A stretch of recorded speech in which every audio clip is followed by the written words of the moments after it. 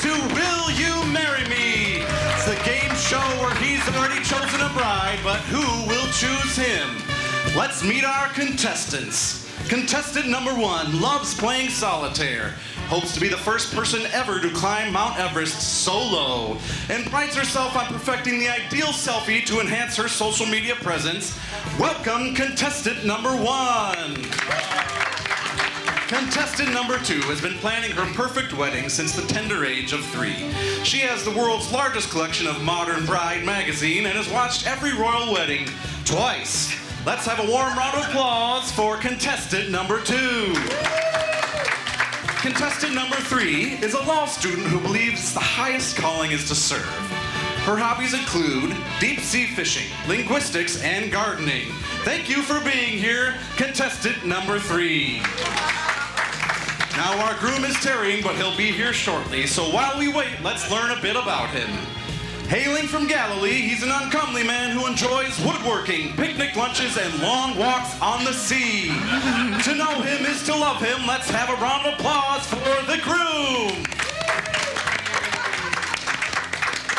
Well, we know our time is short, so we will jump right into the question and response portion of our game.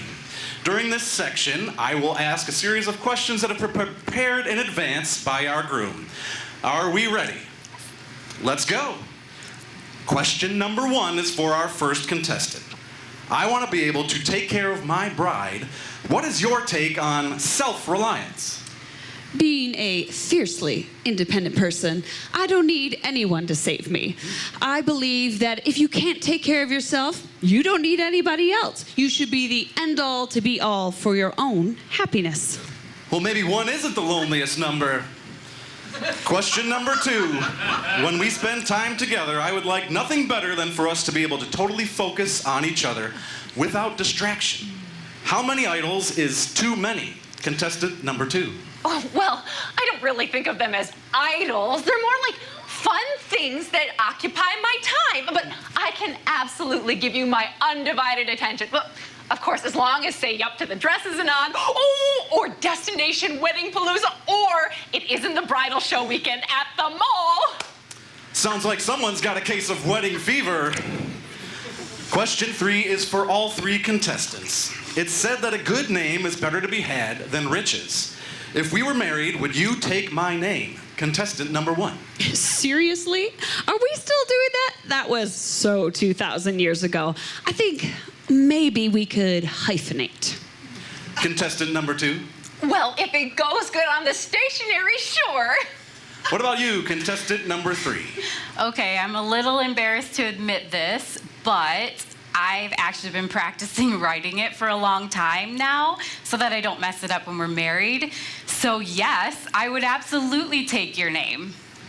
Peculiar, but okay. Question number 4. Every Friday night to Saturday night, I like to have a date. No work, just you, me, together. Can you handle that? Contestant number 3. Oh, that sounds so wonderful. How thoughtful. By the end of the week, I would like nothing better than to rest and reconnect and spend time with the one I love. So, yes, I would definitely keep that date. Contestant number 2, same question. Would you remember to keep this weekly date? Gee, Friday and Saturday is an awful lot, and I usually already have plans. So what about Sunday and maybe like Christmas and Easter? I mean, I've already got those days off. It would be so much more convenient for me. Question number 5. I live with my dad, and he lives with me. Is that going to be a problem? But if you want to know, I do have a place prepared for you. Whoa. Hold on a moment. No, that's not happening. That's a deal breaker. Not in 1,000 years. Not even if it's in a mansion just over the hilltop. That's not happening. Nope. Can you imagine? Well, what do you say, contestant number 3? No. I've actually been taking care of my elderly parents for several years now. And as someone who knows how important it is to love and honor your parents, I respect and admire the fact that you stick around and help your father out. Well, they do say it's a recipe for long life. This next question is for each contestant. Faithfulness is one of my top 10 requirements in a mate. Do you believe that killing, adultery, stealing, and bearing false witness are things that you can live without? Contestant number 3. Absolutely. Contestant number 2. Well, a little white lie every now and then isn't a big deal, right? I mean, but the other ones, of course. Contestant number 1. Adultery. So, like, just you and me all the time. What about the occasional flirtation? Or are you one of those, as you think it in your heart, so are you kind of guys? Moving right along to our last question from our group. To quote one of my favorite books, "Thou shalt not covet thy neighbor's house, or wife, or manservant, or maidservant, or his ox, or his..." Can we say that word on the air? "Or his donkey, or anything else that is thy neighbor's."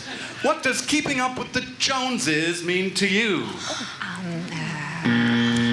Well, folks, that sound means our time is up. That ends the question and response portion of our show. Let's remind ourselves what we're up to. He's already chosen, but who will choose him? Just take a look at this ring that he's picked out. He gave his whole life for it. Well, we will find out who will say yes right after this message on Will You Marry Me?